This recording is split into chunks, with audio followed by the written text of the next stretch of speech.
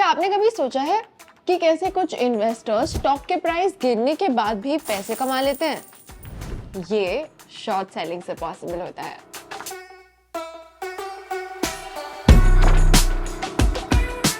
Hi guys, welcome to धन। ये video में हम शॉर्ट सेलिंग कैसे वर्क करती है उसे डिस्कस करेंगे। जो भी स्टॉक मार्केट ट्रेडिंग में नए हैं उनके लिए शॉर्ट सेलिंग का कॉन्सेप्ट कंफ्यूजिंग और काउंटर इंट्यूटिव हो सकता है, क्योंकि किसी एसेट के प्राइस गिरने पर प्रॉफिट होना नॉर्मली सेंस नहीं बनाता। शॉर्ट सेलिंग एक तरह से स्टॉक के अगेंस्ट बेट होती है। थियोरेटिकली इसमें इन्वेस्टर्स किसी भी स्टॉक को पहले बोरो करते हैं for a certain period and then ये बोरोड स्टॉक को मार्केट में सेल करते हैं। लेट्स से आपने एक मंथ के लिए स्टॉक बोरो किया जिस टाइम पे स्टॉक की प्राइस ₹100 थी और उसे मार्केट में ये प्राइस पर सेल कर दिया एंड यू आर होपिंग कि उस स्टॉक के प्राइसेस नीचे गिर जाएगी। अब आपका प्रेडिक्शन सही हुआ और एक महीने के बाद स्टॉक का प्राइस ₹80 है। सो ये शॉर्ट सेलिंग के ट्रांजैक्शन के सेकंड लेग में आप सिंपली स्टॉक को कम प्राइसेस पे वापस खरीद लेते हैं और लेंडर को रिटर्न कर देते हैं। जो भी डिफरेंस होता है, जो इस केस में ₹20 है, वो आपकी अर्निंग हो जाती है। सो यूजुअली कोई भी नॉर्मल ट्रांजैक्शंस में पहले बाइंग एंड सेलिंग होती है, बट शॉर्ट सेलिंग में पहले सेलिंग एंड फिर बाइंग ट्रांजैक्शन होता है, जिससे स्टॉक गिरने पर प्रॉफिट कमाना पॉसिबल होता है। इंटरेस्टिंगली शॉर्ट सेलिंग 1600 से एग्जिस्टेंस में है, जब से डच रिपब्लिक में स्टॉक मार्केट इमर्ज हुए थे। ईयर 1610 में डच मार्केट क्रैश कर गई थी और इसके लिए एक प्रोमिनेंट मर्चेंट आइजैक लेमेर को ब्लेम किया गया था, क्योंकि वो एक्टिवली स्टॉक्स को शॉर्ट सेल कर रहे थे। वो डच ईस्ट इंडिया कंपनी में एक मेजर शेयर होल्डर थे और फॉर्मर बोर्ड मेंबर भी थे। उनको स्टॉक में मैनिपुलेशन करने के लिए अक्यूज किया गया था, क्योंकि वो शेयर्स की लार्ज क्वांटिटीज को मार्केट में सेल करके कंपनी के शेयर प्राइसेस को गिराना चाहते थे। डच गवर्नमेंट ने इसके खिलाफ एक्शन लेके शॉर्ट सेलिंग पे कुछ समय के लिए एक टेम्परेरी बैन लगा दिया। रिसेंट टाइम्स में माइकल बरी हिस्ट्री के एक फेमस शॉर्ट सेलर है, जिन्होंने 2008 के फाइनेंशियल क्राइसिस में हाउसिंग मार्केट्स में शॉर्ट सेलिंग करके काफी प्रॉफिट्स बनाए। इसी पीरियड में शॉर्ट सेलिंग के कई कंसर्न्स भी सामने आए कि अग्रेसिव शॉर्ट सेलिंग मार्केट में डाउनटर्न्स इंक्रीज कर सकती है, जिसके कारण 2008 फाइनेंशियल क्राइसिस में US securities and exchange commission ने नियरली 800 फाइनेंशियल स्टॉक्स की शॉर्ट सेलिंग पे टेम्परेरी बैन लगा दिया था। एनीवे, इंडिया में शॉर्ट सेलिंग अलाउड है, however naked short selling allowed नहीं है। नेकेड शॉर्ट सेल तब होती है जब कोई ट्रेडर स्टॉक को एक्चुअल में बोरो करे बिना या उसे बोरो करने के लिए अरेंजमेंट्स करे बिना ही स्टॉक्स शॉर्ट करता है, यानी कि सेल करता है। सो जब स्टॉक्स को एक्चुअली डिलीवर करने का ऑब्लिगेशन आता है तो ट्रेडर शेयर्स का टाइटल बायर को ट्रांसफर नहीं कर सकता, जिससे वो ट्रेड फेल हो जाता है।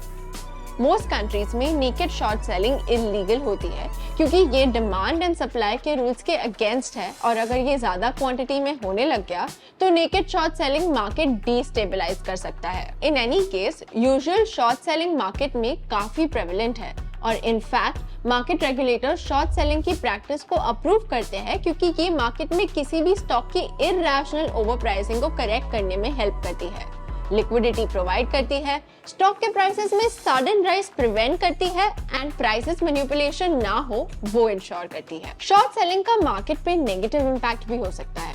मार्केट मैनिपुलेटर कई बार शॉर्ट सेलिंग मेथड का ओवरयूज करके स्टॉक के प्राइसेस को अननेसेसरीली डिफ्लेट करते हैं, जिससे जेन्युइन इन्वेस्टर्स को काफी लॉस होता है। डेलिबरेटली स्टॉक के प्राइसेस में रिडक्शन होने से कंपनी के कॉन्फिडेंस पे भी इम्पैक्ट हो सकता है और उसकी फंडिंग कैपेबिलिटी भी रिड्यूस हो सकती है। Now that you know the basics of short selling, चलिए अब शॉर्ट सेलिंग के प्रोसेस को डिटेल में समझते हैं और जानते हैं कि कैसे आप प्रैक्टिकली स्टॉक को शॉर्ट सेल कर सकते हैं। इंडियन मार्केट्स में आप दो तरीके से शॉर्ट सेलिंग कर सकते हैं।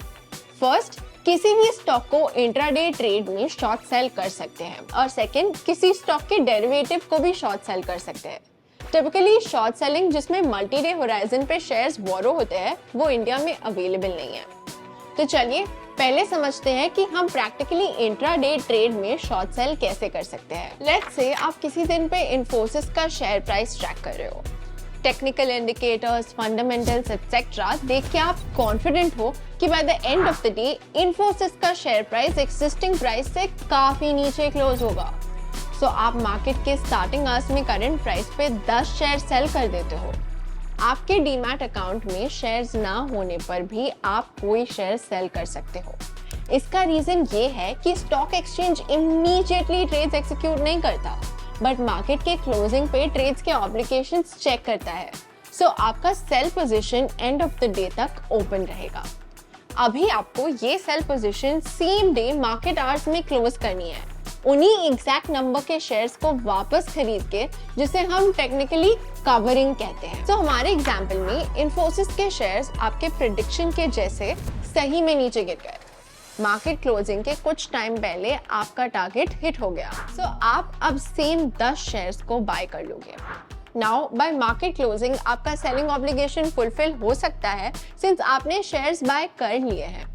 सो सिंपल टर्म्स में, अगर आपने शेयर्स को जितने में सेल किया है उससे कम प्राइसेस पे सेम डे बाय बैक कर पाए हो, तो शॉर्ट सेलिंग आपको पे ऑफ दे सकता है। इन केस इंट्राडे ट्रेड में सेम डे पर मार्केट आवर्स के एंड होने पे भी आप अपने शेयर्स को वापस बाय बैक करने में फेल हो जाते हैं, देन उसे डिफॉल्ट माना जाता है एंड आप पे हेफ्टी पेनल्टी इंपोज होती है। अब ये तो हुई बात same day short term trading की, बट अगर आप अपने शॉर्ट सेल पोजीशन को लार्जर पीरियड तक कैरी करना चाहते हैं तो आप फ्यूचर मार्केट से कर सकते हैं। As you might know, futures एक डेरिवेटिव इंस्ट्रूमेंट होता है जो कि अपने रिस्पेक्टिव अंडरलाइंग स्टॉक के मूवमेंट्स को मिमिक कर सकता है। सो अगर अंडरलाइंग स्टॉक की वैल्यू गिरती है तो फ्यूचर्स की वैल्यू भी डाउन होगी। इसका मतलब ये है कि अगर आप किसी स्टॉक के लिए बेरिश व्यू होल्ड कर रहे हैं तो आप उसके फ्यूचर्स पे शॉर्ट पोजीशन इनिशिएट कर सकते हैं एंड उस पोजीशन को लार्जर पीरियड के लिए होल्ड कर सकते हैं। जैसे कि सभी फ्यूचर ट्रेड में होता है, शॉर्ट पोजीशंस को कुछ मार्जिन डिपॉजिट की रिक्वायरमेंट होती है। सपोज रिलायंस इंडस्ट्री के शेयर प्राइसेस ₹2000 है एंड रिलायंस के 1 मंथ फ्यूचर्स उन शेयर्स को करंटली ₹1990 में सेल कर रहे हैं। आप एक्सपेक्ट करते हो कि ये शेयर प्राइस एक महीने में इससे भी कम होगा, सो आप ये फ्यूचर्स कॉन्ट्रैक्ट को सेल कर देते हो। फ्यूचर्स कॉन्ट्रैक्ट में हम दूसरी पार्टी के साथ उस कॉन्ट्रैक्ट को किसी स्पेसिफाइड पीरियड के बाद सेटल करने का अग्रीमेंट करते हैं। फ्यूचर्स के एक्सपायरी पे कॉन्ट्रैक्ट स्क्वायर ऑफ होते हैं और फ्यूचर कॉन्ट्रैक्ट के प्राइस एंड एक्सपायरी डेट के एक्चुअल शेयर प्राइसेस के बीच का डिफरेंस का सेटलमेंट होता है। ये केस में आप एक महीने के बाद ₹1990 पे रिलायंस के शेयर सेल करने के लिए ऑब्लिगेटेड हो। से एक महीने बाद जब रिलायंस का शेयर प्राइस 1950 है, सो फ्यूचर्स कॉन्ट्रैक्ट की सेटलमेंट आपको नेट ₹40 पर शेयर का पे ऑफ मिलेगा।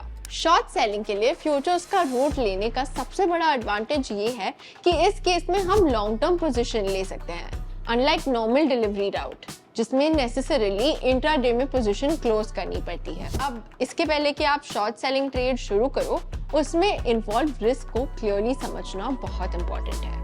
पहले तो शॉर्ट सेलिंग काफी रिस्की स्ट्रैटेजी होती है क्योंकि इसमें इन्वेस्टर्स का लॉस पॉसिबिलिटी इन्फिनिट हो सकता है। To compare with normal buy and sell trading, अगर आपने ₹100 का एक स्टॉक बाय करते हैं तो अब इस स्टॉक की वैल्यू 0 भी हो जाती है तो मैक्सिमम लॉस ₹100 तक ही हो सकता है।